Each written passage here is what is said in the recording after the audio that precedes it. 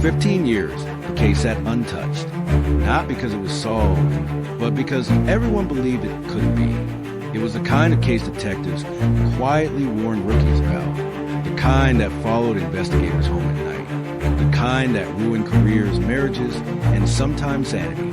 No suspects, no weapon, no confession, and one crucial piece of evidence that never made sense. Most people forgot about it, but one detective didn't. And 15 years later, when everyone else had moved on, he noticed something no one else ever had. The disappearance of Lena Morrison was already cold by the time the sun came up. She was 21 years old, college freshman, working a part-time shift in the diner in Pine Hollow, Oregon. On October 11, 2008, Lena finished her shift at 10:47 p.m. Security footage showed her tying her jacket, waving goodbye to a co-worker and stepping into the night. She never made it home.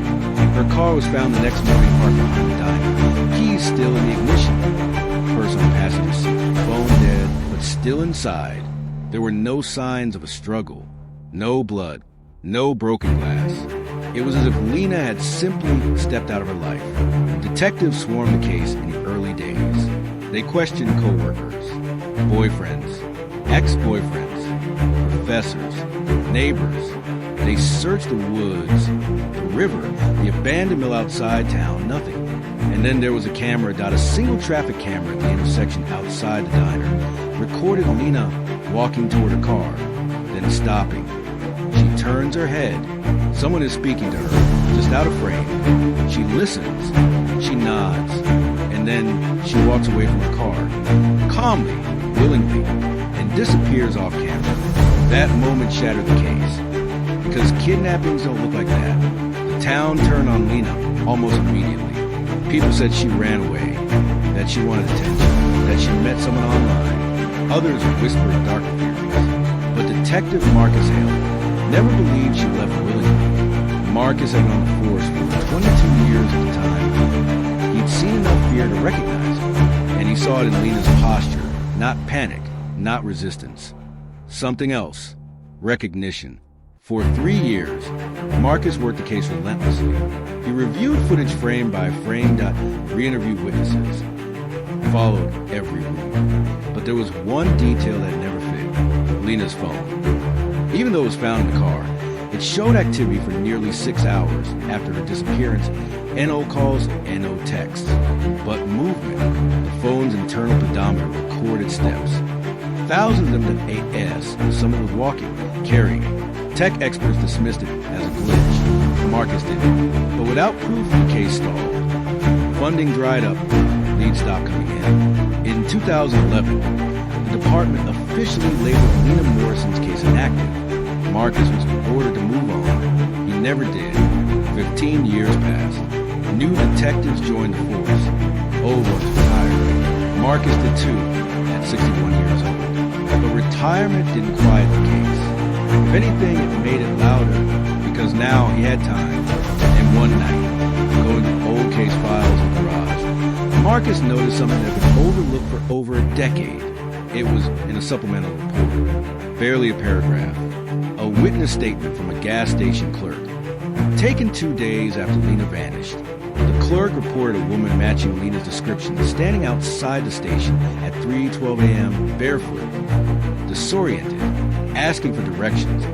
The clerk was dismissed. The timestamp didn't fit the official timeline. But Marcus realized something chilling. That timestamp lined up perfectly with the phone's pedometer data. Marcus reopened the case on his OWN. NO badge, NO authority. Just obsession.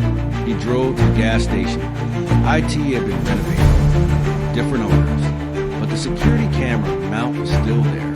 And after weeks of persistence, Marcus found something unbelievable.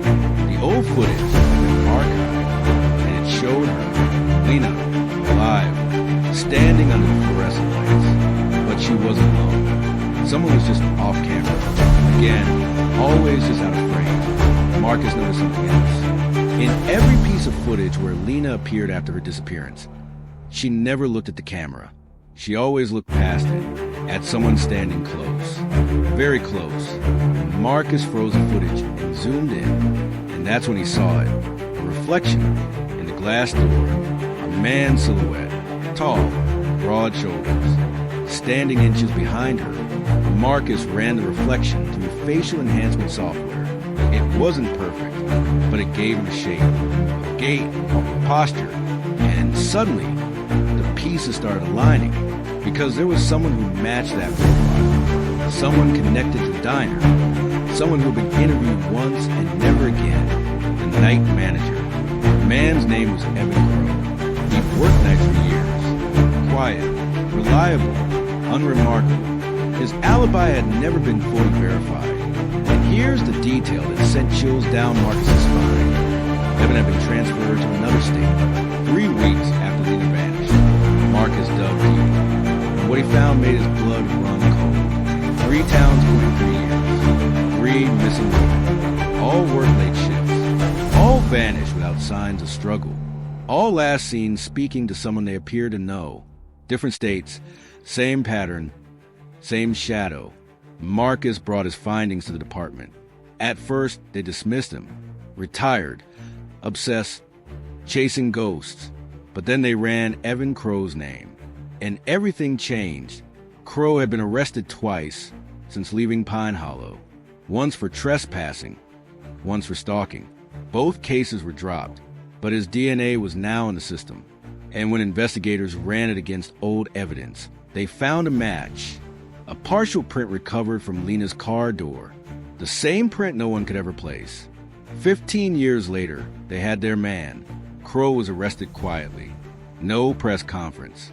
No headlines. During questioning, he said nothing, not a word, until they showed him the footage. The reflection, the silhouette. Crow stared at it for a long time. And then he smiled. He said only one thing. She trusted me. Authorities searched Crow's property. They found notebooks, maps, names, dates. Some crossed out, some circled. Lena's name was there, but there were others. Names that didn't belong to any known missing persons. Yet, Marcus was present when Crow was led away in handcuffs. 15 years late, but not too late, or so he thought, because that night after the arrest, Marcus received a phone call from a detective in another state. They had reopened an old case connected to Crow, and they had found something buried behind an abandoned house, something wrapped in plastic, something recent. Marcus hung up the phone slowly, because it meant one thing. Crow hadn't stopped, and maybe he wasn't the only one. The official press release said the case was solved, but Marcus knew better, because some answers open doors. And once open, they don't always close. Lena Morrison's disappearance was no longer a mystery, but the truth behind it, that story, was just beginning. For 15 years, the disappearance of Lena Morrison had been a question mark. Now it was something worse. Warning, when Evan Crow was arrested, the department believed they were finally closing a chapter that had haunted Pine Hollow for over a decade. And he knew Crow was talking. The break came from an unexpected place. A woman in Arizona recognized a sketch released after Crow's death. She reported a former co-worker who disappeared suddenly after behaving strangely. His name? Thomas Reddick. Search warrants led investigators to a storage unit rented under a false name. Inside were items that turned the investigation upside down. IDs, clothing, personal belongings, some dating back 20 years, including something that stopped Marcus in his tracks. Lena Morrison's jacket, folded neatly, preserved. DNA testing confirmed what they already knew. Lena was dead.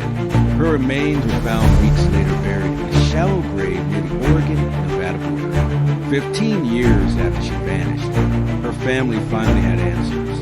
Thomas Reddick was arrested attempting to flee the country. Unlike Crow, he talked. He described their partnership as fictional. Crow handled approach. Reddick handled disposal. They moved off. They planned carefully. And they believed they'd never be caught. Until one detective refused to forget. At trial, Reddick was sentenced to multiple life terms without parole. The judge called the crimes calculated, patient, and profoundly disturbing. The press declared the case closed. Justice served. But Marcus didn't feel relief. Because as evidence was cataloged, one final detail emerged. One name in Crow's notebook remained uncrossed, uncircled, untouched, a name that didn't match any missing person, a name investigators couldn't trace, a name no one could explain. Marcus still keeps the notebook, and sometimes, late at night, he wonders, was it a victim who never came forward, or someone Crow and Reddick never reached, or something else entirely? Because if there's one thing this case proved, it's that evil doesn't always end when we think it does. Sometimes it just changes names.